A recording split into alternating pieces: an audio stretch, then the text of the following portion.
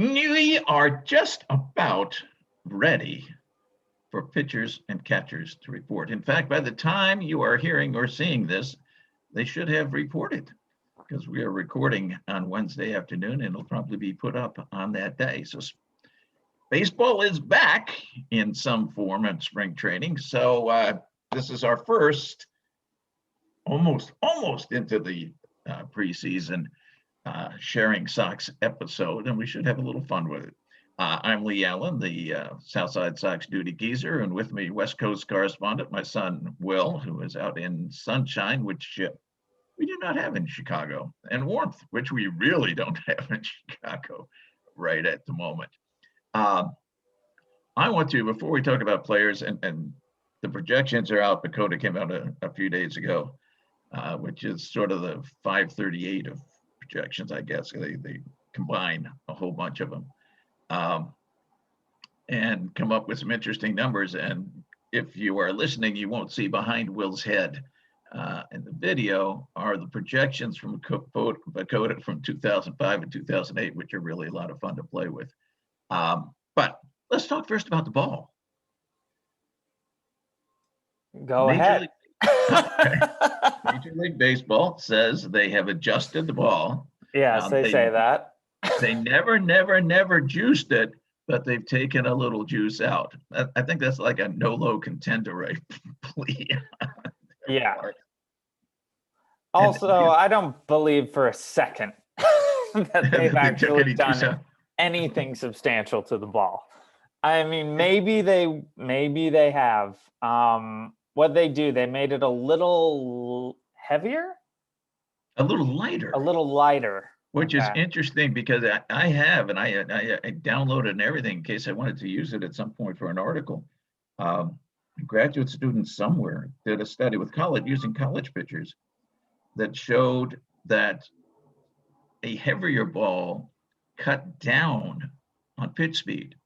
So, and we were talking, as this is like eighths of ounces and whatnot. So a lighter ball may make for higher pitch speeds, which you don't want. I mean, when you're talking about that distance of 60 feet, 6 inches, and the type of velocity you're talking about, it will make for higher pitch speeds. Maybe 1 mile an hour, but it's still higher. That's a lot when you're in a league where a lot of guys are throwing 98, 99, 100. I think, that's it. Let's divert from the ball for it, because one thing I love about the 98, 99, 100, I don't think we've ever brought up with Garrett Crochet when he was throwing 100, 101, 102, and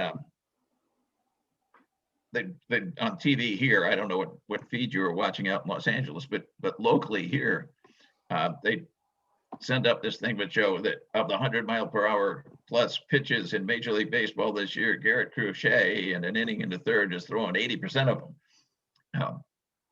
Whatever. I mean, that's an exaggeration, but it's not a big exaggeration. He actually had thrown the majority of 100+ mile-an-hour pitches in his very few innings of work.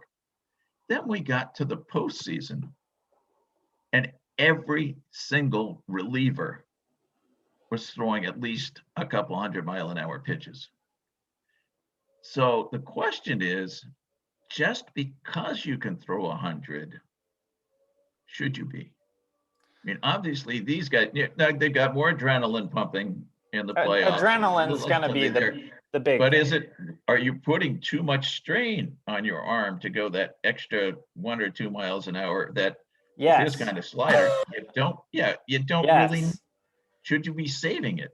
Honestly, anytime you're throwing 100 miles an hour, you're putting too much strain on your arm. But especially if your average is, down in the 95, 96 range. If you're hitting 100, you better only be signed up to throw a couple pitches, because that is a huge strain increase. And it's almost entirely because of adrenaline. And you can see there's some interesting articles written on fastest fastball versus average fastball, and when guys really rear back in the situations to throw. And almost always it is not helpful to try to just throw it harder. It's almost never helpful. It's all about spin and location. But yeah, there's actually a great video I watched this morning, if you can find it, to the listeners. that shows every 100-mile-an-hour fastball from this past season thrown directly down the middle. And nobody does anything with any of them. Really? So it is still a very powerful weapon. And of course, the first half of it is Crochet. And he's got a lot where he is just throwing 102, 101 directly down the middle of the plate, and guys are not even close. So I do understand there are a couple. I think His ball also moves, though. I mean, it's not a flat 100. Right. Yeah. I mean, all the guys that they were showing throw a very nice 100-mile-an-hour pitch. But it was really fascinating to see, like, they did not have to locate the 100 and 101 pitches. They just sent them straight down the barrel. The best one I saw was someone hit one off Dust in May in LA, and Mookie Betts caught it, 20 feet in front of the wall or something like that. That was the hardest hit ball, but no homers on 100-mile-an-hour balls thrown directly down the middle. Interesting. Yeah. Now the thing, and now, okay, back to the ball itself. They theoretically have dejuiced the core just enough that the equivalent is supposed to be if they raised the walls everywhere, and I'm going to guess that they're not including left field in Fenway Park, that if they raise the walls 5 feet, if that's true, there are quite a few homers that would be taken away and be turned into either really nice catches or more likely doubles, which means we get more people running around the bases and more things happening and more baseball than just the strikeout or homer. I mean, if it's true, it definitely is a huge improvement on the game. Especially for us White Sox fans, when you're talking about putting Adam Engel and Luis Robert in the outfield pretty much every day. We're going to have one of them, hopefully Robert, every day for the whole season. And you're talking about, if it does do what they're saying, you're talking about having a guy who is going to stop a lot of extra base hits with his speed. It's going to just make him even more exciting to watch. And it makes the whole game more exciting. Yeah. But I think in addition to opening up more doubles and home runs and stuff like that, it also allows your outfielders to really get to play the position a little bit more. I mean, it became to a point these last couple of years, especially, where almost every ball hit over an outfielder's head, they didn't even have to run for because it was just gone. Just turn around and look. Yeah, playing outfield going backwards, it's very few, and that's why it was so exciting when it did happen. But yeah, I mean, hopefully this is true, and this is how they've changed the ball. I don't anticipate a world where we're going to see any sort of major drop in home runs. These guys are just too strong, and the ball, as we said, likely will be coming in even a little faster. Which of course just leads to higher exit velocities. And now that the game is all about launch angle, I don't know how much, dejuicing that little is going to do it. But if it is legitimately the same as putting up 5 feet, we would lose a lot of home runs that we had last year, and the ones that should not have been home runs. And the more of those you lose, the less emphasis it will be on launch angle for the non-slugger people. Yeah. And that in turn gets more baseballs into the field, more balls in play, and a more exciting game. I certainly hope that is the case. Other things Major League Baseball has done, no DH in the National League. They kept the rules we hate and ditched the ones we love. 7-inning doubleheaders. I know you hate those. I don't hate those. I don't think they'll, unless there's a big COVID problem, which there should be less of than last season. There shouldn't be many doubleheaders. This isn't something that should come up with any regularity. That's why ultimately I'm cool with it, because they're all essentially going to be emergencies. They're going to be scheduling emergency doubleheaders. Yeah, they haven't scheduled regular doubleheaders for decades. Since they figured out, hold it, we could sell 2 tickets instead of 1. Yeah. There's more money there. But that one I don't hate at all. The extra inning one, I don't like. The starting with the guy on second base in the 10th inning. I'm sorry. I don't think you have to be an old man or a total baseball purist or whatever to think that that's just goofy. Also, there's just something stupid about this idea that extra innings is what makes baseball too long. I mean, it's one, it's not that common to begin with. And two, the really long extra inning games, I mean, it's one or two a season. It's Well, so few. and let me launch this. This is old man telling story. This goes back. I looked it up today, July 19th, 1955. I was 8 years old. And your Uncle Houston, my Uncle Houston, we were living next door to them then in southwestern Pennsylvania. And he took his daughters and me and another cousin to a Pirates game against the Braves. And it was like a 2-hour drive up there on a weeknight. It was summer, so we were out of school, but he was working.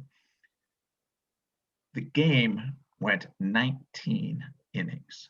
It's one of the most famous games ever, certainly in Pirate history, because Vernon Law pitched 18 innings. And in 18 innings gave up 1 run, a home run to Eddie Matthews in the 4th. So I got to see a future Hall of Famer get one of his 512, I think, home runs. The game had a triple play. I mean, it was an unbelievable game. And then in the 19th, the top of the 19th, the Braves scored when the throw from left field on a sacrifice fly broke the catcher's arm. That's Frank Thomas. That's the different Frank Thomas, right? Yes. And that was on the mound was Bob Friend, who incidentally is a very distant cousin of yours and mine. Right. Very distant. But he was there. He came in. He was a starting pitcher. In fact, the starting pitcher who led the league in ERA that year, gave up the run. In the bottom of the 19th, the Pirates scored 2 to win it. And Friend ends up with the victory. But I mention all this because I remember this game. There are very few games, just middle of the season games in my whole life that I can remember, but going to one that was 19 innings, the curfew in Pittsburgh was that you couldn't start an inning after 1 a.m. and the 19th started at 12:55. Wow. And then of course we all fell asleep in the car going home. But you remember these things, they're special. Yeah, I mean, our frequent guest, Eric Laughlin, he was at the Cubs-Yankees 18-inning game a couple years ago. And that's the game you tell everyone about. That's the game you talk about. I get that a 3-2 14-inning game maybe isn't that. No, that still sounds awesome to me. So I don't actually understand this whole extra innings are the problem. I mean, I'm from a mindset, and I think a lot of people are, that if you get to the 10th inning, you didn't pay for that. This is free from here on out. So now I realize for some people, and I am not included because I'm not a beer consumer, but for some people, the fact that beer sales cut off in the 7th makes the extra innings pretty miserable in the stands. But live with it, guys. Hey, I'm cool with the rule of, if you make it to the 10th, everyone can get 2 more beers. Yeah. I think that's fair. That's certainly better than putting a guy on second. Yeah, way better. Way better. And they'll be so drunk, they'll think there's a guy on second anyway. All right. Well, let's take a quick break, and then we will come back and talk projections. Is that the plan? Yeah. All right, cool. We'll be right back. All right, let's get into some projections. As the geezer mentioned before, behind me, I've got the 2005 Pacoda and the 2008. The 2005, I believe, is actually Nate Silver.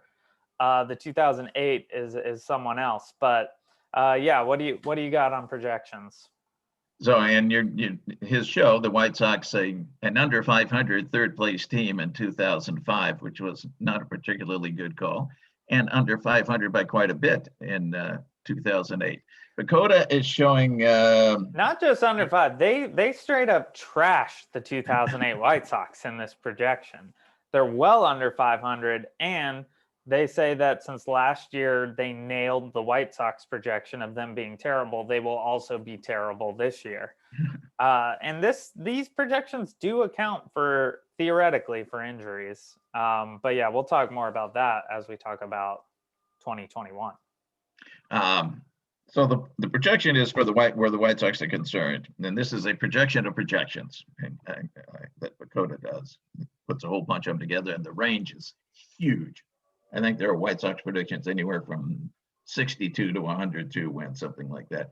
But the average came out to 83.79, and third place in the division, the very, very, very horrible division, behind not just Minnesota, which isn't a terrible call to understand, easy to understand, but also Cleveland, which is hard to understand when they've sold off most of their offense and some of their pitching. I mean, most of their pitching.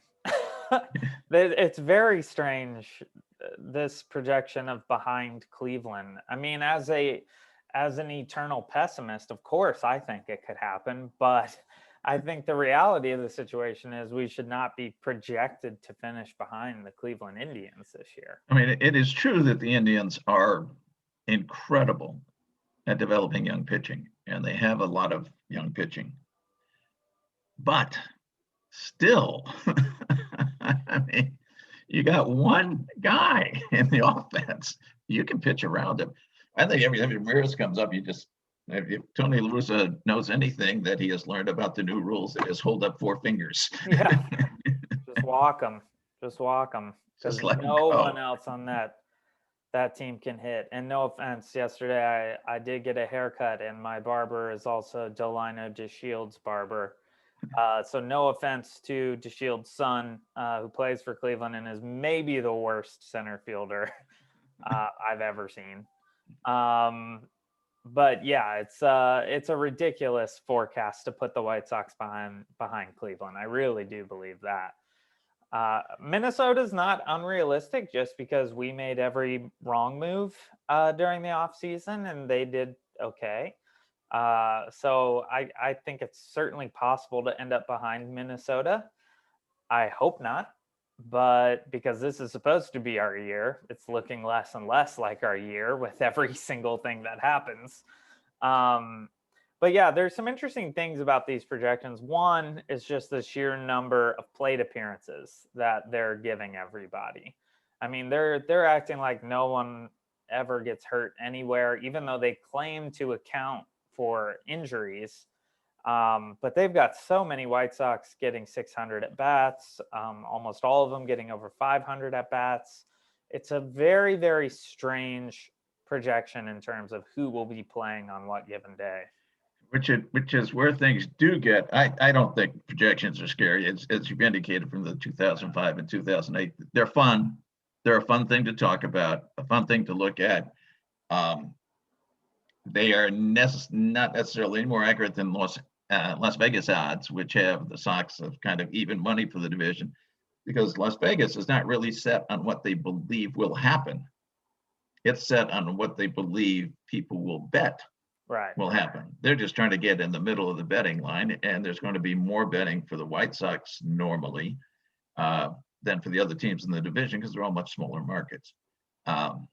It's kind of like you having been born in the shadow of Rupp Arena and a great UK fan, Kentucky fan. You know that the line of Kentucky is always, except this year, which is in any normal year, it's an outlier. If they really think Kentucky's going to win by 6, they make it a spread 10 because Kentucky's got such heavy betting on it. They're trying to get into the middle of it. Same thing happens in baseball. It's a lot more confusing when you're dealing with 30 teams instead of 2 in one game.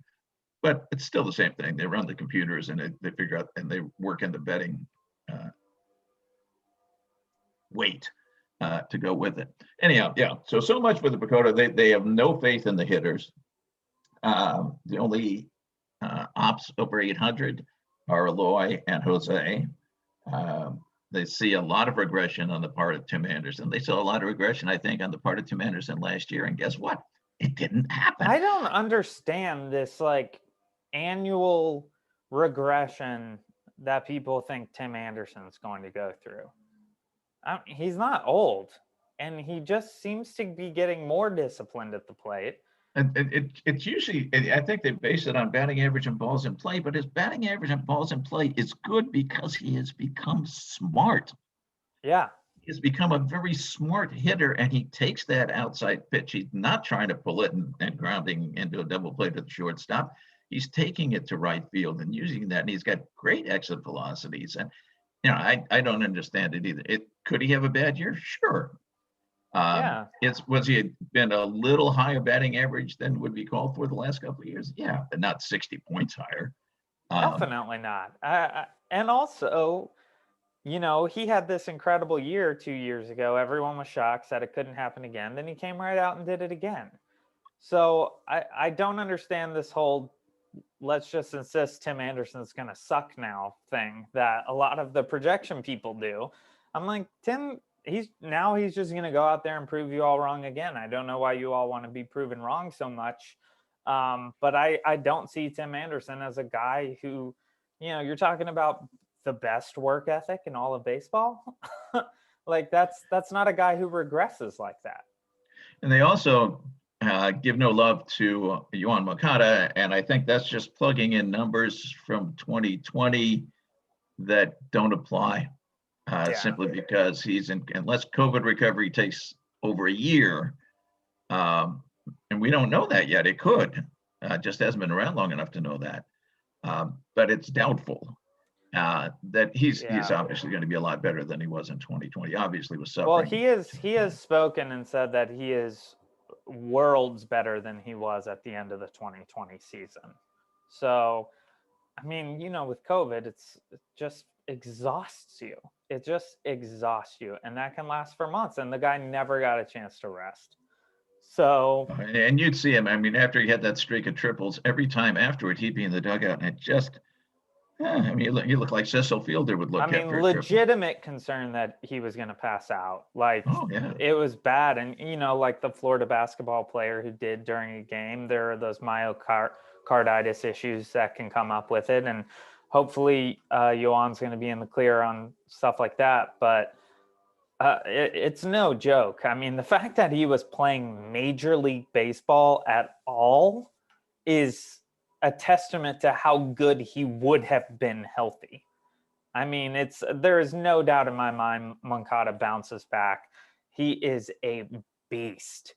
And that last year did not live up to what he wanted it to be. These White Sox, they are energetic. They push each other.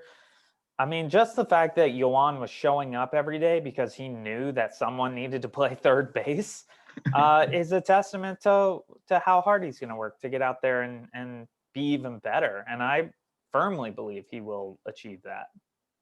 Meanwhile, the projections, because we were just talking about the batting, the pitching is what we'd all think. You got three nice starting pitchers. You got two slots where you really hope Ethan Katz is a miracle worker and can produce two starters out of Cease and Rodon and Lopez and Kopech. Although most, I think, believe Kopech will be starting the season, at least in the minors, because it's been so long since he pitched. But to try to get two starters, at least one viable one out of Cease and Rodon and Lopez, and go on from that. More interesting, more scary to me than the Pagoda is, and I'm going to look this up here, punching on my phone to get, is FanGraphs. Right. Depth charts. They have, against right-handed pitching, Adam Engel playing left field and Eloy DHing. Makes perfect sense. And incidentally, an outfield of Engel and Eaton with Robert in the middle, if Eaton's foot is recovered so that he's back to being what he was a couple of years ago, that's an incredible outfield.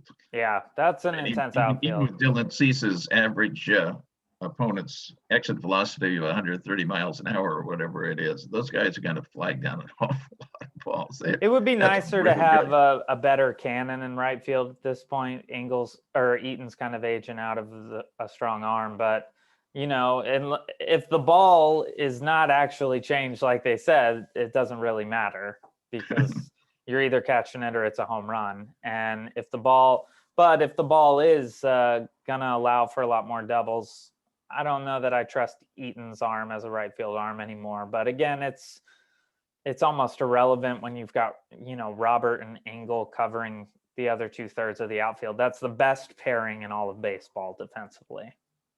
So what they've got, and this is not nonsense, this makes sense, is a lineup of Anderson, Eaton, Grandal, Abreu, Jimenez, Moncada, Robert, Engel, Madrigal against right-handers. The weakness there, of course, is you got one left-handed hitter. Yeah. Two switch hitters, neither of which, unlike most switch hitters, is particularly good left-handed. They have kind of even splits. Grandal, I always forget which side he's more powerful and which side he hits for better average, but it's one or the other. And Yuan, very even. He's not particularly good left-handed, but that's fine. Nothing worrisome there. Nice lineup, and good defensively too, all the way around. Then you get into the backups that they think are going to be playing. It's not good. Zach Collins catching. Hitting a hefty 190 something, incidentally, to make up for the fact he can't catch the damn ball. That's a high mark. Yeah, it may be. Well, Collins in 81 innings gave up 9 wild pitches. And I realize wild pitches are theoretically on the pitcher, but the way they score them is anything in the dirt is called a wild pitch. And you're supposed to block him. That's kind of your job. He's 26 years old. He's been catching probably since he was 8. He should get the hang of that by now. That's one wild pitch per game, one every 9 innings. The major league average is 0.3. So more than 3 times as many wild pitches for Zach Collins than for the average major league catcher. The guy can't catch. Okay. Well, it also means he's not setting up correctly. If that many balls are bouncing and getting past him, it means he's not moving. He did not ask for the ball in the right place and then did not move to go get it. They say that it's Jerry Narron they're bringing in. It's going to be this great coach to help out. He's had good coaches. He hasn't had, sticks of butter out there coaching him for the last 20 years. People have been helping him get this right, and he hasn't gotten it right. They do not have Jonathan Lucroy in the major league roster, at least at the start of the season. They have him down at AAA. How the mighty have fallen from a guy who was probably the best catcher in baseball 8 or 9 years ago, and not that old. And I think he went in 1 year from the best framer to the worst. Yeah. I mean, ultimately, he's a victim of the position, I think, in a lot of ways. Oh, yeah. I think his legs just started. His back. He's got those fused, old man. What are those things in your spinal cord? Fused discs in his back. Just catchers. Yeah. I mean, he was an elite catcher for sure in Milwaukee, and that got him the bigger payday in Texas. And unfortunately, I think it's just injury and not many catchers really do. I mean, we know about Yachty and Pudge and those guys, but that is the hardest position to stay fresh for 20 years. Oh yeah, they say your thighs turn to lead in about 3 years. Yeah. That's why Craig Biggio became a second baseman and then eventually center fielder, was because they said, we want this guy in the lineup every day for a very long time, and he ain't going to be there if he stays as a catcher. No way. No way. Yeah, I don't expect to see Lucroy in the majors. And why Buster Posey plays first base, 60 games a year now for San Francisco. But, okay, so Zach Collins, that's a disaster. Then Danny Mendick, he did. Hey, Gold Glove nominee. Gold Glove nominee. He did fine. Then I think they expected to hit about 220 from here on out. But anyhow, it's not shameful. I actually think Mendick could hit a little higher for average this year. I think 220 is a little low. Leury, who has the great advantage that he can play everywhere and is a switch hitter, although he is actually better right-handed than left. Mm-hmm. And then they've got, as your next outfielder backup, Micker Adolfo. Great. It's like, well, we'll go to the dregs down here and pick one in alphabetical order. Yeah, that is That is I read bad somewhere that he news. put on 20 pounds. Either he did it illegally or it's not good news. Yeah. I mean, that's a lot to put on. Yes, I'm glad he added some muscle, but muscle wasn't his problem. And then you go down to, and I'm then just scrolling through the starting pitching we talked about. The relief pitching should be terrific unless there's a If big they're fallback healthy. by the guys. Yeah. It's very deep bullpen. Boy, then you get down in the top minor league places. Your next catcher, maybe Lucroy, but maybe Sevi Zavala. Yerman Mercedes. I mean, he can make Collins look like Johnny Bench back there, but he could DH.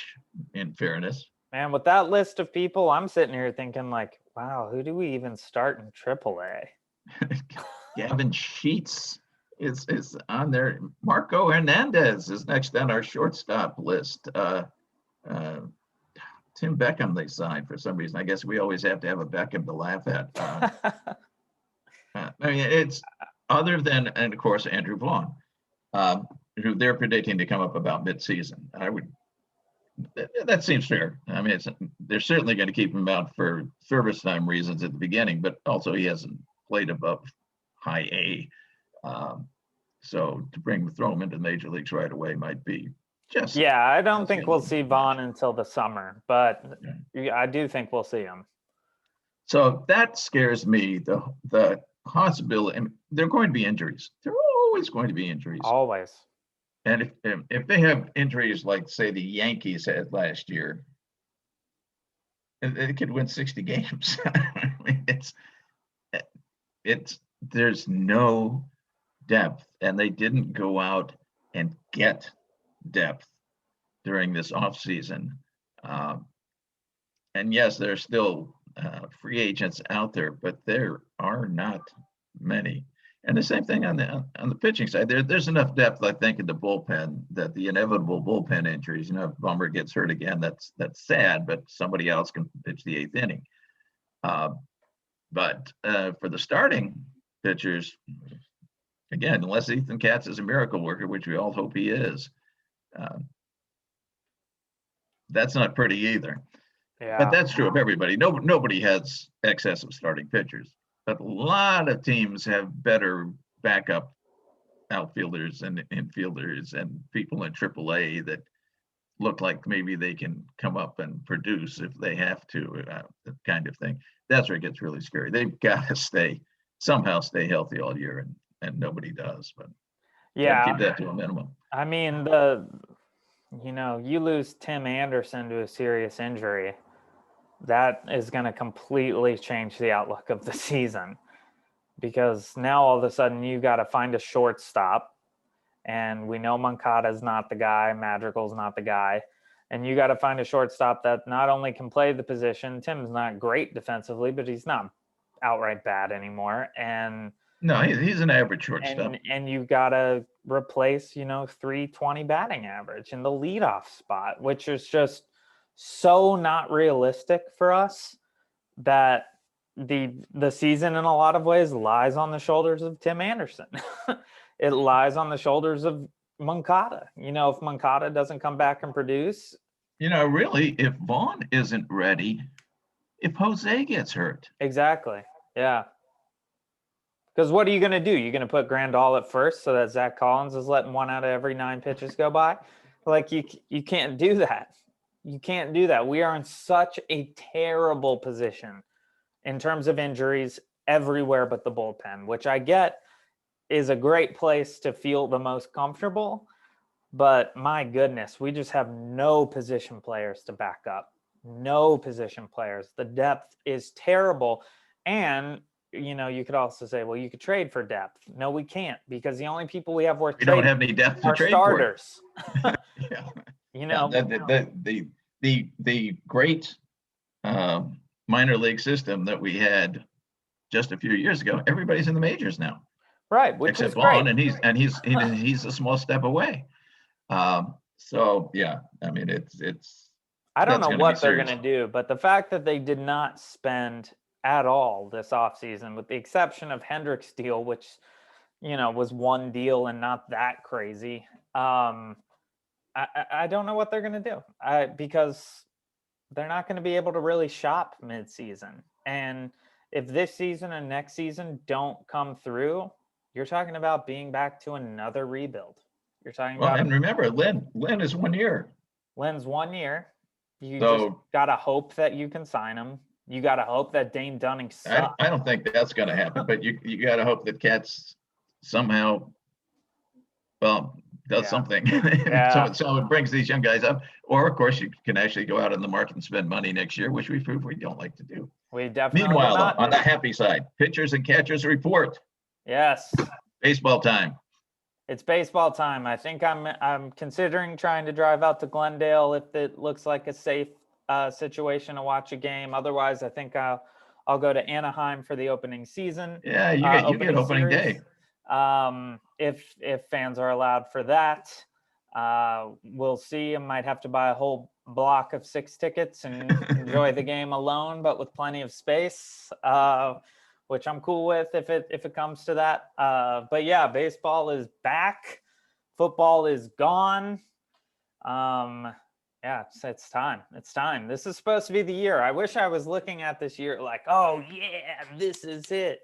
But I'm a little hesitant. So we'll just have to see what happens. See how it goes this spring. Got any last thoughts? That was the last thought. That was his last thought. You heard it here. We never have to hear another one again. Just kidding. We'll see you guys next week. Thank you for listening to Sharing Sox.